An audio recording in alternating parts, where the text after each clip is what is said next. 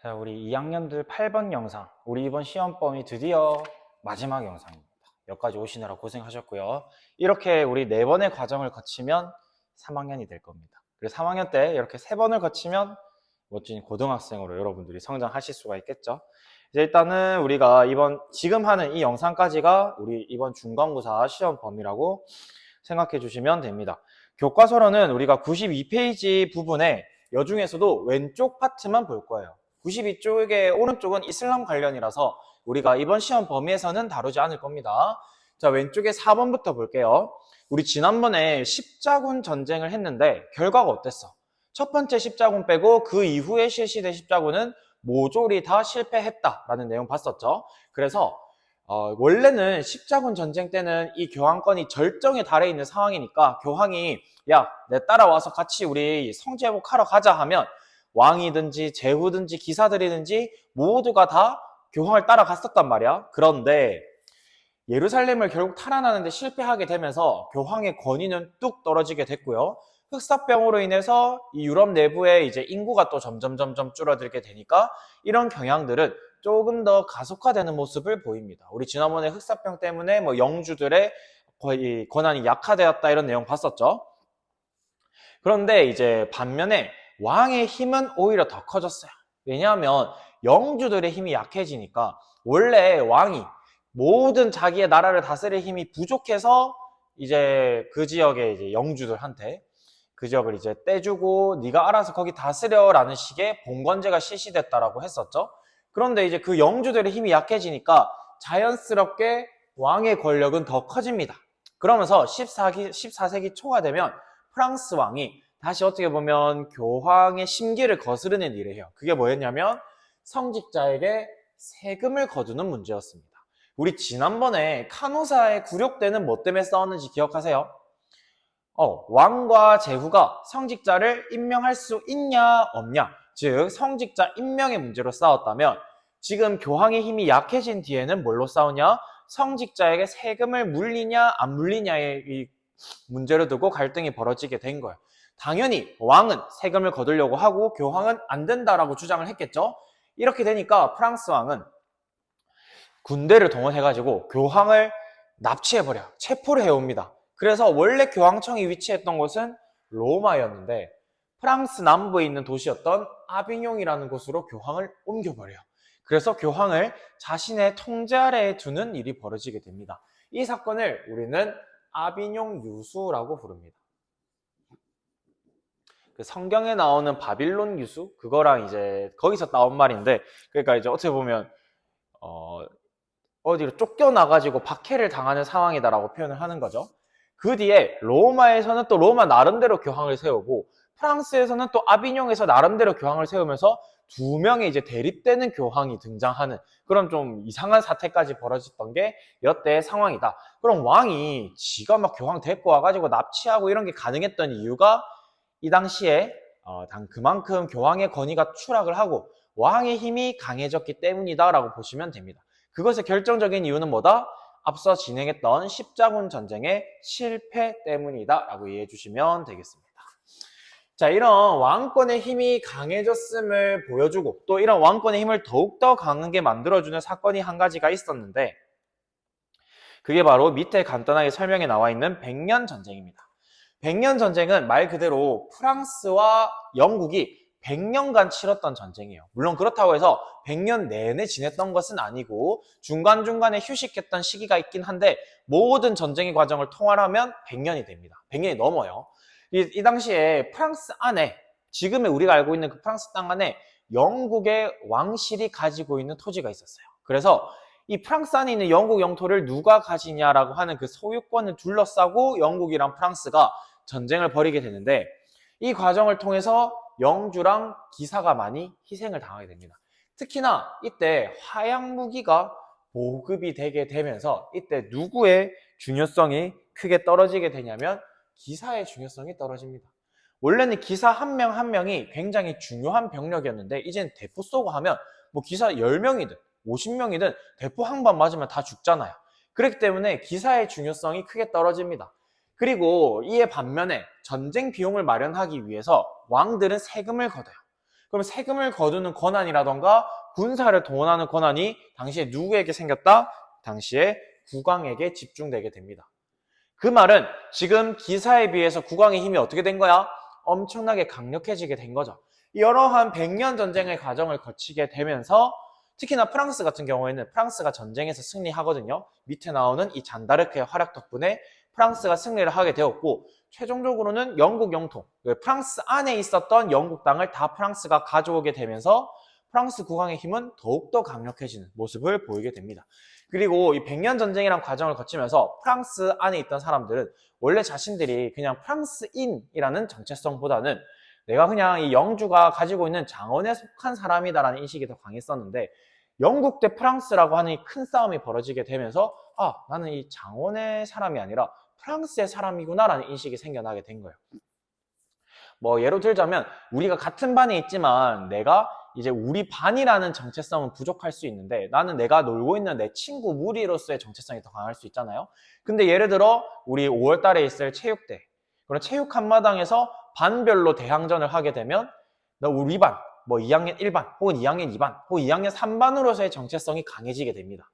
그리고 1반, 2반과 대적해서 싸우게 되면서 3반의 입장에서는 1반, 2반과 싸우게 되면서 우리 3반이라는 정체성이 더 강해지겠죠. 그래서 당시 100년 전쟁도 프랑스와 영국과의 장기간의 전쟁을 거치게 되면서 우리는 프랑스인이다 라는 정체성을 가지게 되었다라고 봐주시면 되겠습니다. 자, 넘어가서요. 우리 다음 한 페이지 더 넘겨서 94페이지랑 5페이지의 내용 보도록 하겠습니다. 94, 5페이지에 보시면 르네상스라고 하는 말이 나오는데 이 르네상스라고 하는 것은 무엇이냐면 우리가 지금 교회의 권위가 떨어지게 되는 모습을 확인했잖아요. 그렇게 되면서 14세기쯤 후반부터는 이탈리아에 르네상스라고 하는 새로운 문예 부흥 운동이 일어나게 됩니다. 르네상스라는 말의 뜻은 재생 그리고 부활을 의미하는 프랑스어인데 당시에 무엇의 재생이고 무엇의 부활을 꿈꿨냐? 우리 예전에 배웠던 그리스 그리고 로마 문화로 돌아가자는 움직임이었습니다. 그러면 갑자기 뜬금없이 왜 엿대로 돌아갑니다 할 수 있을 텐데 이때는 교회의 문화가 너무 강력해가지고 옛날에 인간 중심적이었던 그런 그리스 문화의 모습들 이미 잊어버린 지 오래란 말이야. 그래서 안 된다. 이런 교회 문화만으로는 우리가 성장할 수 없다. 그래서 과거로 다시 돌아가자. 그리스와 로마의 문화대로 돌아가자라고 하는 주장이 등장하기 시작했던 거예요. 그러한 운동이 르네상스였고 이게 굉장히 활발히 벌어졌던 장소가 바로 이탈리아였습니다. 특히 이탈리아에는 그 로마의 문화가 그리스의 문화가 아직까지 많이 남아 있었겠죠. 특히 로마 제국의 중심부가 있었던 곳이기 때문에. 그래서 이 이탈리아를 중심으로 여러 모습이 벌어졌다고 보실 수 있습니다. 그래서 보통 르네상스를 우리가 좀 딥하게 다루긴 해야 되는데 쌤은 일단 우리 교과서에 있는 수준에서만 말씀드릴게요. 교과서에는 르네상스 시기 대표적인 이 예술가였던 이 미켈란젤로의 생애를 통해서 르네상스 시대를 보여주고 있습니다. 그래서 미켈란젤로라는 사람은 피오렌티나라고 하는 이 지역을 중심으로 해서 어릴 때부터 조각에 굉장히 뛰어난 모습을 보였다고 해요. 이 피렌체에 이제 누가 다스리고 있었냐 하면 당시 금융업을 하면서 부자였던 메디치 가문이 다스리고 있었어요. 그래서 당시 메디치 가문의 로렌초 같은 경우에는 미켈란젤로의 이런 재능을 일찍이 알아보고 이 사람을 데려와서 조각 수업을 받게 합니다. 또 미켈란젤로는 해부학 공부를 하면서 인체가 이렇게 이루어졌구나라는 것을 탐구할 수 있었다고 해요. 그 다음에 미켈란젤로는 당시 큐피드상을 똑같이 조각해가지고 비싸게 팔았대. 근데 큐피드상을 산 추기경이 야 이거 이상한데? 이거 가짜 아니야? 라고 했는데 수소문을 하다 보니까 미켈란젤로라는 애가 조각을 드럽게 잘해서 이것을 다 이제 조각 예술품을 이제 가짜로 만들어가지고 판다는 소문을 알게 된 거야. 야 그래서 이 추기경이 네 그 재능 이렇게 불법 일에 썩히지 마라. 네 그 재주 아껴가지고 로마에 와서 좋은 더 멋진 조각상을 더 많이 만들어라 하면서 그 당시 만들어졌던 게 이 피에타라고 불리는 마리아가 이제 예수를 안고 있는 이 모습을 담고 있는 조각상을 제작하게 됩니다. 그리고 당시 피렌체 안에서는 로렌초에 있었던 메디치 가문을 쫓아내요. 그래서 이 메디치 가문을 쫓아낸 이후에 그것을 기념하기 위해 골리앗을 물리치러 가는 다비드상을 조각하게 되는데 당시 26살의 미켈란젤로는 3년간 엄청난 정성을 쏟아서 아까 해부학 공부했잖아. 그런 것을 다 쏟아낸 이 다비드상을 조각하게 됩니다. 이 조각상은 이제 메디치 가문에 맞서 싸웠던 피렌체 내부 시민들의 그런 상징으로서 자리 잡았다고 해요. 다음 오른쪽으로 넘어가게 되면 이제 미켈란젤로가 이런 명성이 교황에게까지 알려지게 됩니다. 그래서 당시 교황은 시스티나 대성당에다가 천장화를 부탁을 해요. 천장의 높이가 22m야. 그래서 면적은 800제곱미터. 뭐 따지자면 가로 40, 세로 20 정도 크기라고 보시면 돼요. 그래서 당시 미켈란젤로는 거꾸로 이렇게 그림을 그려야 했어요. 거꾸로. 이런 식으로 그림을 그리는데 당연히 물감으로 그림을 그리니까 물감이 뚝뚝 떨어지겠죠. 그걸 눈으로 맞아가면서 굉장히 힘들게 이 대작을 그립니다. 그리고 미켈란젤로는 당시 본인의 이 그림을 교회 간섭을 받고 싶지 않아 했어요. 그래서 그것에 피해서 이게 공개될 때까지 그림을 공개하지 않으려고 했습니다. 보시면 이게 천지창조 중에서도 아담의 창조라는 파트인데 이 내용 보시면 굉장히 인물의 모습을 엄청나게 실제와 같은 또 인간의 신체를 강조해가지고 그린 모습을 확인할 수가 있습니다. 과거 고대 그리스에서 이런 신이라던가 이런 이들이 인간의 모습으로 표현을 하고 인간을 중심으로 했던 모습 기억하시죠? 좀 더 인간의 육체적인 모습도 강조하는 그림이다라고 볼 수가 있습니다. 교황은 나중에 미켈란젤로에게 다시 시스티나 성당의 정면 벽화를 또 요청을 해요. 엄청나게 굴려 먹어요. 그래서 당시 60대 노인에 접어들었던 미켈란젤로는 이 거대한 공간에 6년에 걸쳐서 벽화를 그리게 됩니다. 근데 교회는 야 이거 니 잘 그리랬더만 왜 이렇게 그렸어? 이렇게. 왜냐하면 당시 그곳에 있는 예수와 성인들의 모습이 후광도 없고 빨가벗고 있는 거야. 당연히 미켈란젤로는 인간의 모습을 강조했기 때문에 뭐 예수라고 해서 막 뒤에 후광이 있을 필요 있냐? 그냥 사람답게 그리면 되는 거 아니야? 이런 생각이 있었던 거죠. 그래서 한 추기경이 계속해서 수정을 막 요구를 했는데 미켈란젤로가 빡쳐가지고 걔 얼굴을 지옥의 사신 얼굴로 그려가지고 복수를 합니다. 결국에 미켈란젤로는 이거 수정을 제대로 안 하고요. 나중에 교회 사람들이 원하는 대로 민감한 부분을 가리는 덧칠 작업이 또 추가로 이루어졌다고 해요. 그래서 이런 식으로 굉장히 예술의 문화가 꽃피었던 게 당시 이탈리아에서 나타났던 르네상스의 모습이다라고 이해해 주시면 되겠습니다. 뭐 이 정도만 여러분들 가져가시면 크게 문제는 없어요. 쌤이 나중에 학습지에 또 볼만한 부분들 적어 놓을 테니까 그거 그냥 읽어만 보시면 되겠습니다. 그러면 우리 이제 다른 단원으로 넘어갈 겁니다. 바로 교과서 124페이지로 넘어가겠습니다. 우리 시험 범위가 여기 있는 124, 125페이지까지다 라고 보시면 되겠습니다. 오늘도 약간 영상이 길어질 것 같은 조짐이 있네요. 이미 12분을 돌파해가지고 12분 정도 더 할 것 같은데 뭐 어쩌겠어요. 화이팅 하시고요. 자, 여기 보시면 유럽의 종교개혁 해가지고 나와 있습니다.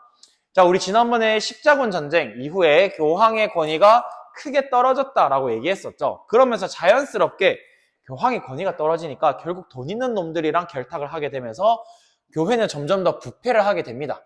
특히 금방 살펴봤듯이 14세기부터는 이탈리아에서 르네상스가 시작되게 되면서 인간의 자유 그리고 인간의 존엄성을 중시하는 분위기가 만들어지고 알프스 이북, 이탈리아 북쪽에 있는 유럽 지방에서는 사회 그리고 교회의 부정부패를 비판하는 성향이 강하게 나타나요. 특히나 이 알프스 이북에서 발달했던 게 인쇄술입니다. 그전에는 책을 만들려고 하면 글자를 하나하나 썼어야 했는데 이때가 되면 활판이 만들어져요. 즉 이제 문자를 이렇게 갖다 활판으로 딱 이렇게 만들어 놓으면 걔에다가 이제 잉크를 발라서 찍어내기만 하는 시스템이 마련이 되게 된 거죠. 그러니까 자연스럽게 교회에 대해서 비판하는 책들이 엄청나게 퍼지게 됩니다. 이런 상황에서 교황이 큰 사건을 하나 저지르게 되는데 그게 바로 성 베드로 성당 중축 자금 마련이었어요. 성 베드로 성당을 좀 더 확장해서 짓기 위해서 돈이 부족했기 때문에 뭐를 판매하기 시작하느냐? 면벌부를 대대적으로 판매하기 시작합니다. 면벌부. 다른 말로 면죄부라고도 부릅니다. 이 말의 뜻은 벌을 면해주는 증서다라는 뜻이에요. 당시 교회의 인식은 어떠했냐면 사람들이 죄를 저지르는데 큰 죄를 너무나도 큰 죄를 저진 사람은 지옥에 떨어지지만 사실 우리 같은 일반 사람들이 살면서 뭐 큰 죄를 저지르면 얼마나 저지르겠어요. 뭐 사람을 우리가 뭐 죽이거나 이런 일은 없을 거잖아요. 그래서 일상에서 저지르는 소박한 죄들, 예를 들어 교회 하루 빼먹었어, 뭐 이런 것들 있잖아. 이런 것들 이제 잔벌이라고 생각을 하는데 이런 잔잔바리의 벌들을 아무튼 죽고 나서 이거를 회개는 해야 된단 말이에요. 죽고 나서. 죽은 다음에 연옥이라고 해서 이제 지옥도 아니고 천국도 아닌 중간 단계의 관문이 있습니다. 그 연옥에서 일정한 과정을 거치면서 이 생에서 이제 지었던 죄들을 다 이제 처리를 하고 나면 천국으로 갈 수가 있게 되는데, 그 연옥에서 벌을 받을 그것을 면제해 준다는 거예요. 그래서 야, 너네가 일상에서 지었던 죄들 다 벌을 면해 줄 거다. 너네가 이것만 구매를 하면 연옥 프리패스로 바로 천국 갈 수 있다는 식으로 홍보를 하게 됩니다. 그러니까 이게 불티나게 팔리는 거야. 근데 사실은 교회가 이걸 돈 내고 팔면 안 되잖아요. 예를 들어 교회를 위해 성스러운 행동을 했어. 그랬으면 이걸 제공하는 건 모를까. 그냥 돈만 내면 네가 이승에서 지었던 짜잘한 죄들 다 면해 줄 거야. 이거 다 인정해 준다라는 식으로 어필을 하는 겁니다. 그래 되니까 이거 뭔가 잘못된 거 아니야? 라고 생각하는 사람들이 등장하기 시작했고, 그 대표적인 사람이 독일에서 등장했던 루터입니다.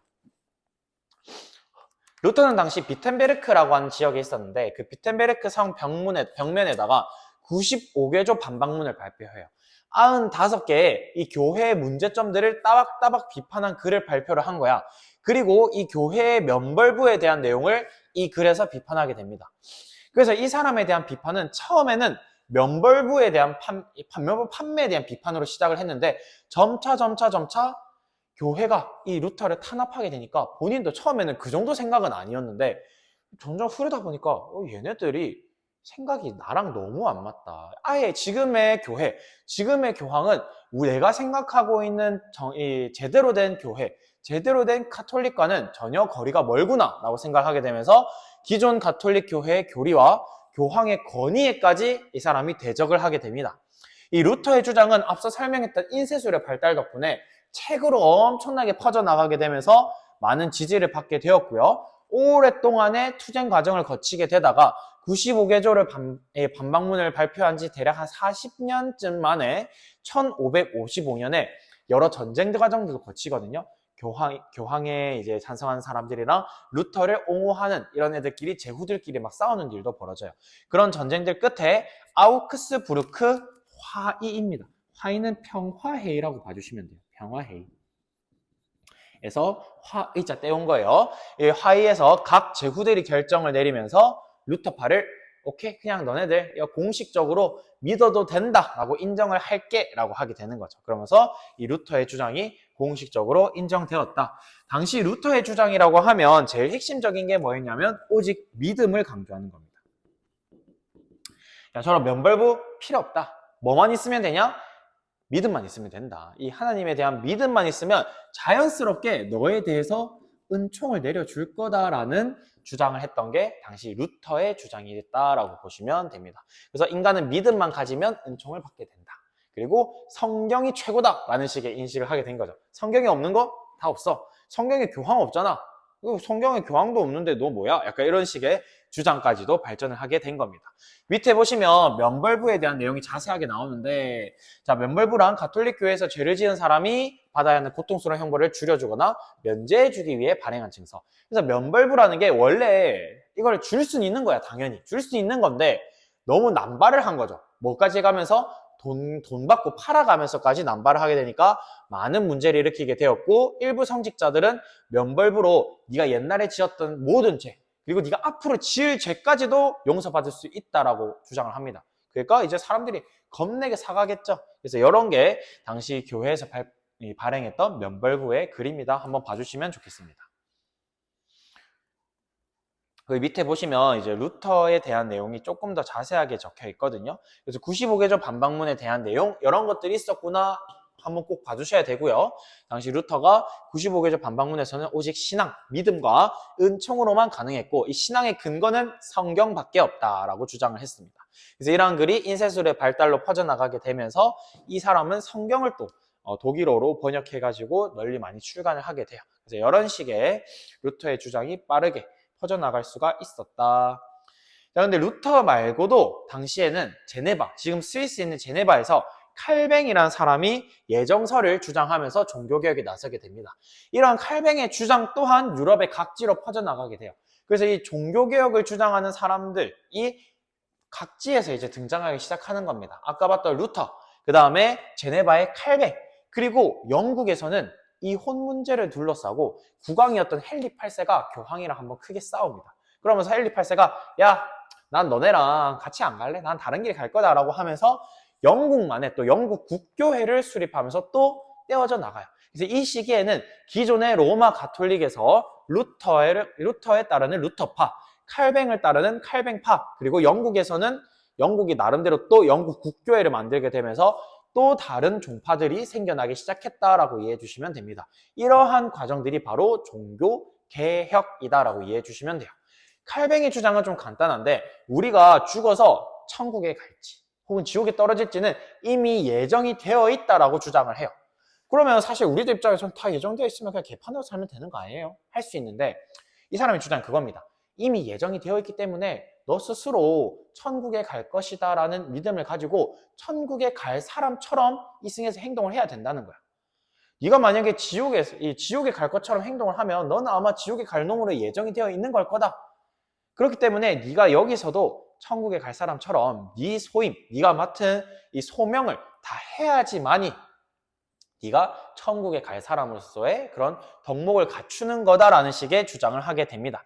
그러다 보니까 이러한 주장은 어떤 사람들에게 영향을 줬냐면 당시 물건을 사고 팔았던 상인들 그리고 물건을 만들었던 공인들까지 영향을 주게 돼요. 그래서 그런 도시의 상공업자들 입장에서는 내 맡은 바, 내 역할을 다하는 건 뭘까? 아, 내 직업에서 최선을 다하는 거겠구나. 내가 상인이면 물건 많이 팔고 내가 이제 공장에서 일하는 사람이면 공장에서 물건 많이 찍어내는 게 내 역할이구나 라고 하면서 그걸 통한 경제적인 이윤 획득을 정당화시켰고 또 그걸 통해서 자연스럽게 상공업의 발달까지도 연결이 되는 그런 영향을 칼뱅이 가져왔다라고 보시면 됩니다.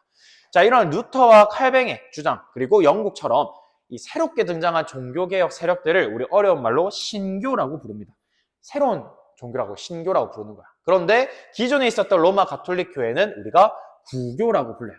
그래서 보시면 이 노랑 색깔 지방들은 여전히 가톨릭의 힘이 있었던 구교가 융성했던 지방이고 파란 색깔로 표시된 부분들이 신교가 널리 퍼졌던 지역이다라고 보시면 되겠습니다. 그래서 밑에 보시면 크리스트교 세계가 구교와 신교로 나뉘어 서로 대립했는데 이에 유럽 각지에서 나는 구교다, 나는 신교다 하면서 서로 간에 전쟁이 벌어지게 돼요. 대표적인 전쟁이 바로 독일에서 일어났던 30년 전쟁입니다. 30년 전쟁은 말 그대로 1618년부터 1648년까지 30년간의 과정을 거치면서 일어난 전쟁이었어요. 여기에 몇몇 개의 나라, 몇몇 개의 이제 영주들만 싸우는, 몇몇 개의 제후들만 싸우는 게 아니라 주변에 덴마크, 스웨덴, 프랑스 등등등등 여러 나라들이 섞여서 싸우게 되면서 유럽 전체가 접어들게 되는 국제전쟁으로 확대가 되게 됩니다. 이 전쟁으로 인해서 오랫동안 수많은 사람들이 희생이 되었고 끝내 이 1648년도에 이 전쟁을 마무리하는 베스트팔렌 조약이라는 걸 체결하게 돼요. 베스트팔렌 조약. 이름을 봐주세요. 베스트팔렌 조약을 체결하게 되면서 최종적으로 어디까지도 인정을 받게 되느냐? 칼뱅파까지도 공식적으로 인정을 받게 됩니다. 그래서 우리 아까 왼쪽에서는 아우크스부르크 화의에서 루터파가 인정받았고 칼뱅파는 베스트팔렌 조약에서 인정받게 되었다라고 봐주시면 되겠습니다. 그래서 이때 베스트팔렌 조약의 과정을 거쳐서 각 제후들은 선택을 할 수 있는 거야. 네가 가톨릭을 믿든 루터파를 믿든 칼뱅파를 믿든 세 개 중에 하나 너 아무거나 고르세요 라고 정해졌다라고 보시면 됩니다. 그럼 영국 국교는 왜 없습니까? 영국 국교는 30년 전쟁에 가담을 하지 않았기 때문에 영국은 이 베스트팔렌 조약 내용에 그런 국교에 관련 내용은 등장하지 않는다라고 이해해 주시면 됩니다. 자, 이런 종교개혁에 맞서서 구교, 그러니까 기존의 가톨릭도 대응에 나서겠죠. 그래서 당시에 어떤 것을 만들었냐면 예수회라는 걸 조직을 해서 아시아라던가 아메리카 같은 다른 대륙에도 종교를 전파하는 선교 활동에 나섭니다. 또 금서목록, 읽으면 안 되는 책들, 막 루터가 쓴 책들 있잖아. 그런 것들 읽지 말라라고 작성을 하고 종교재판소를 설립을 하는데 문제는 종교 갈등이 점점 심해지게 되면서 이 종교재판소가 좀 너무 가혹하게 변질이 돼요. 그래서 멀쩡한 사람들을 마녀로 몰아서 마녀 사냥을 하는, 마녀로 몰면 화형을 시키거든요. 혹은 몸에다가 약간 엄청 무거운 추 같은 걸 달아서 저기 이제 바다에다 빠뜨려 버려.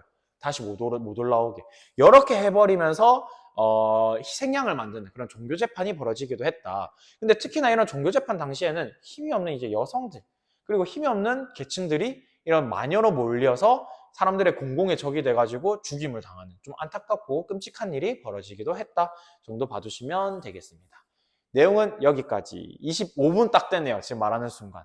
고생했습니다. 시험 공부 열심히 하세요. 안녕.